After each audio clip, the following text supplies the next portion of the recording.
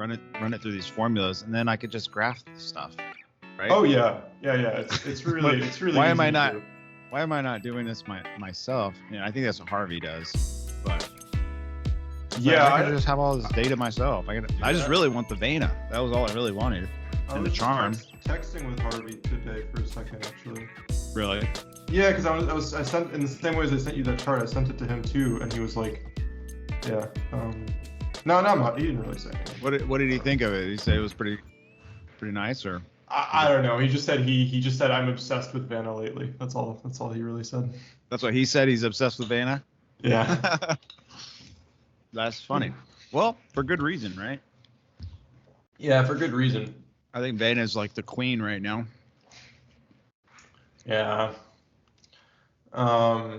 Yeah, but it was fun because I was like today I was like talking to Ak, and because like way back when I told him, oh, like we can make Vanna exposure charts, and he was like, just send me the math, So I sent it to him, and then he started making it, and I was like, you know what, like Ak's making it on his end, I want to see how I can make it on my end, and so we were just posting the same charts back and forth to each other. Oh, is that that right? We had each made independently. Oh, that's funny, dude. Wait, so these are both? So one of these is yours, and one of these is his? Let me show you his actually. I'm gonna find it. His looks mostly the same though, because it's just different colors. Although he had one that was a little better. That here you go. Yeah, that one he had was a little. Oh, that's nice. It's nice, yeah. But I have a couple little issues with it because basically, like unlike the other Greeks, right? Like we have to calculate Vanna ourselves. And so if you actually here's a pretty good image of what's going on.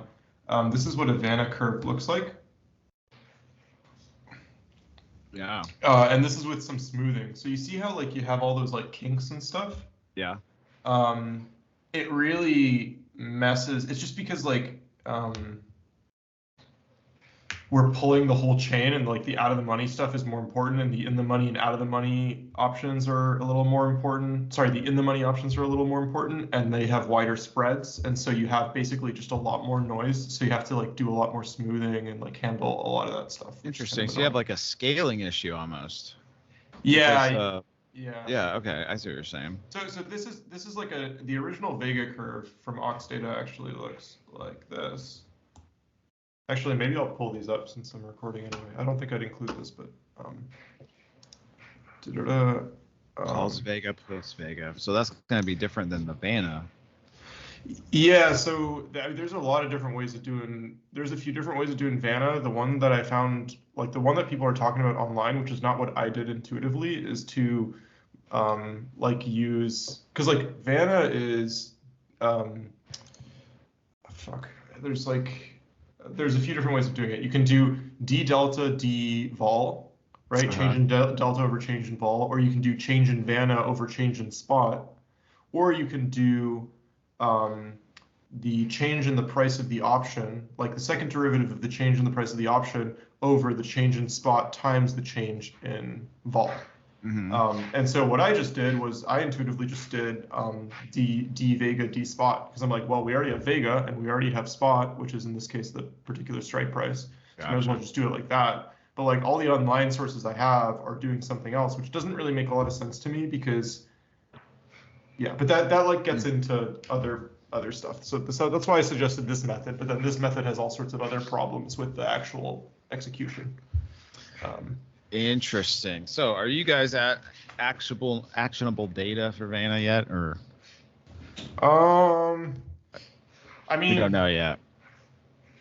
It will be. Like this is like it's not like we know that it is. Right. And like it's just a question of like how do we chart it well. That's all.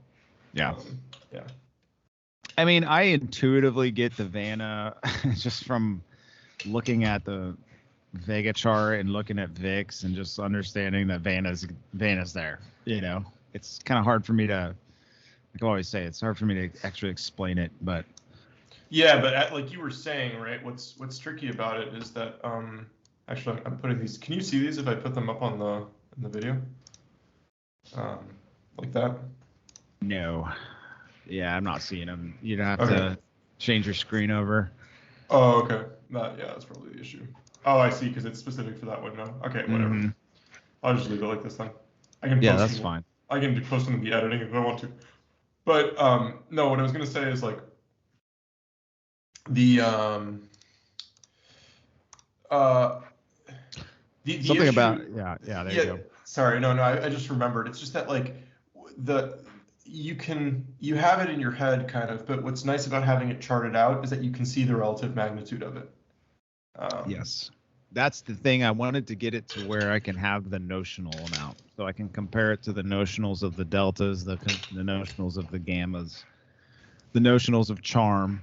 If you could track that every day, then you'd have a really good idea of the magnitude. Like you said, you can understand like, wow, charm is way out of balance today. Okay, so I can pretty much intuitively get to that, but it's really hard to trade off of that because you're like, well, am I actually reading this right? You know? Yeah, there's no way to like really quantitatively hard to trade tailor that. your But if you had the notionals, then I feel like you probably could have a way more conviction trade there because you're not just being too subjective. Being subjective in the markets already sucks. I saw some of your tweets earlier about trying to be a discretionary trader. It sucks because you're trading off feelings and intuition and experience, and that stuff changes every single day. When you have a bad day and you try to come to the market and you're trying to be a discretionary trader, you should probably just take the day off because you're going to screw something up, you know. Whereas the systematic guy, he just takes the buy and sell signal and doesn't care.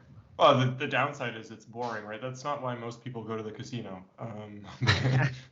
And that's the thing is, well, so your edge, and a lot of times I feel like is your experience, man, because it's like you've been watching the market for however long, and it's like, you got an edge that's built into your own psyche. It's just being able to bring that out and use it. That's the hard part.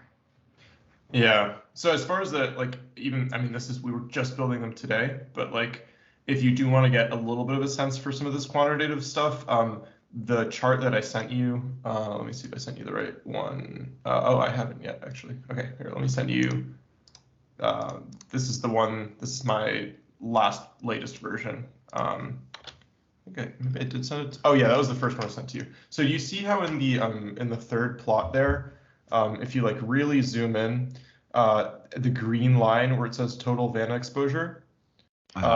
And keeping in mind that spot's at around 4,200, you can tell how much negative Vanna exposure there is there at 4,100 in particular. Yeah. So what that's telling you is that there's actually a lot of puts with a lot of Vanna exposure over there. Right.